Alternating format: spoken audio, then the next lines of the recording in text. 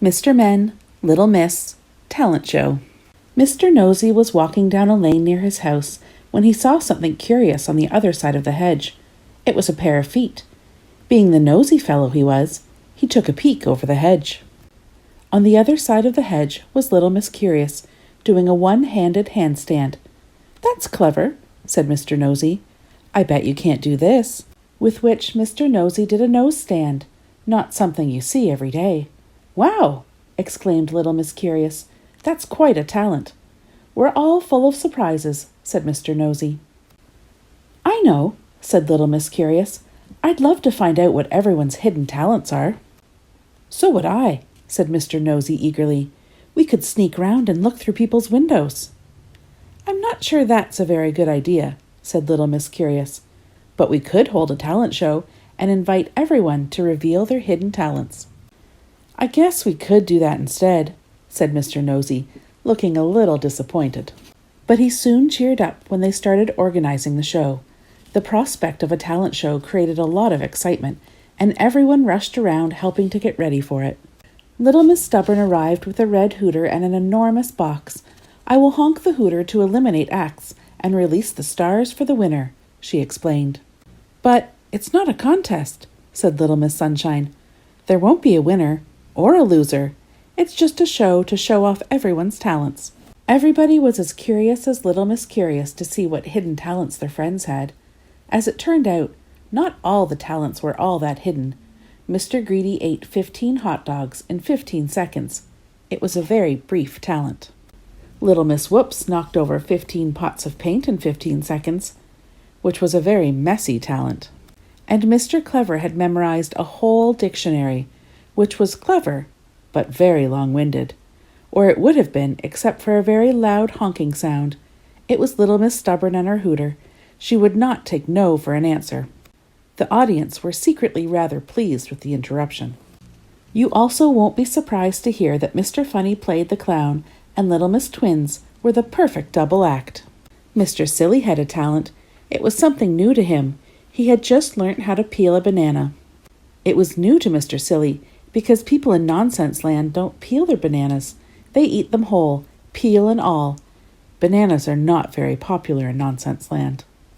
Mr. Nonsense was on next, but he was still so blown away by Mr. Silly's revelation that he had to have a lie down. And of course, Mr. Impossible managed the impossible.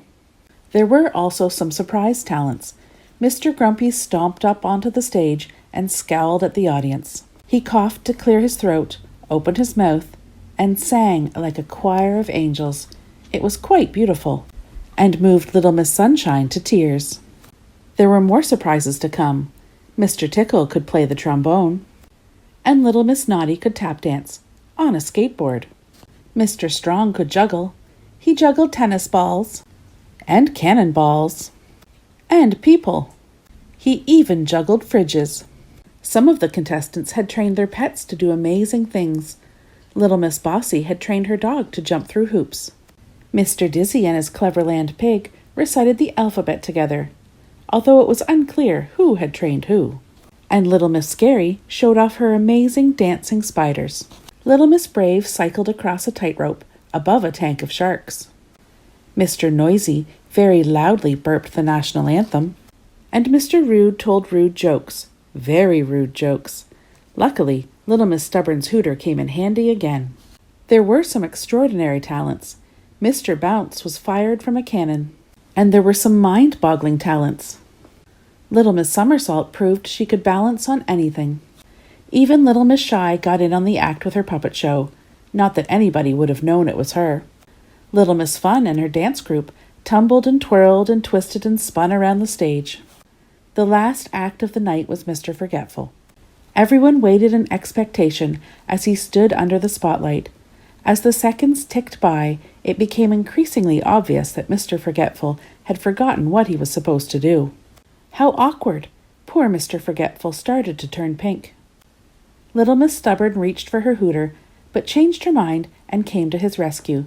She pulled the gold lever on her desk, and with a triumphant blast of trumpets, a cascade of stars came tumbling down onto the stage, covering Mr. Forgetful, who bowed as he went off to rapturous applause. "What a brilliant evening!" said little Miss Sunshine, and everyone had to agree. "And," she continued, "I also have to say thank you to little Miss Stubborn for being so stubborn. We certainly discovered your talent. You rescued the show a few times there." Little Miss Stubborn smiled happily. In fact, everyone was happy.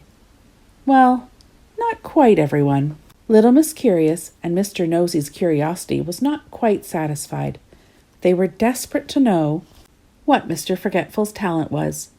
But I doubt Mr. Forgetful will ever remember.